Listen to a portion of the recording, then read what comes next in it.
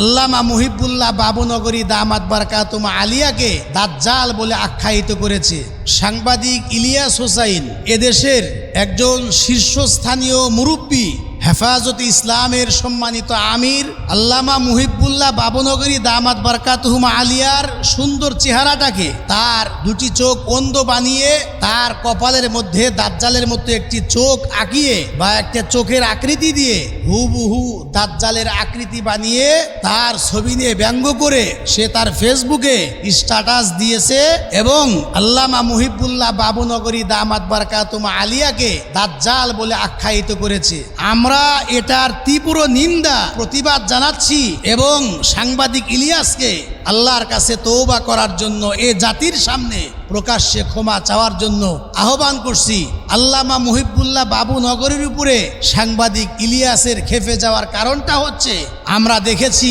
কওমি ঘরানার 7টি ইসলামিক দল তাদেরকে আল্লামা মুহিবুল্লাহ বাবুনগরী ডেকে তার নেতৃত্বে এই কওমি ঘরানার 7টি ইসলামিক দলকে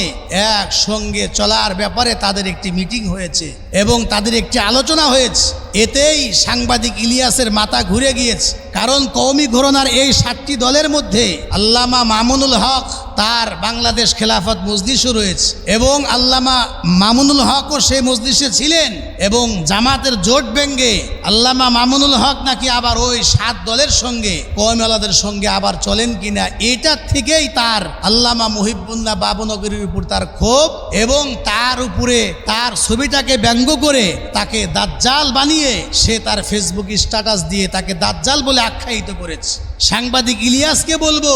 আপনি যে জঘন্যতম কাজ করেছেন, একজন আল্লাহওয়ালা, একজন বুজুর্গ, এদেশের শীর্ষস্থানীয় একজন আলেম, হেফাজতে ইসলামের সম্মানিত আমির মুহিবুল্লাহ বাবুনগরীর সঙ্গে যে আপনি যে বেয়াদবি করেছেন এটার শাস্তি শুধু আপনার আখেরাতে নয় এই দুনিয়াতেও হবে। এজন্য আপনাকে আহ্বান করব, আপনি প্রকাশ্যে ক্ষমা চাবেন এ জাতির সামনে এবং আপনি তওবা করুন। আল্লাহ পাক যেন আমাদেরকে সঠিক বুঝ দান করেন।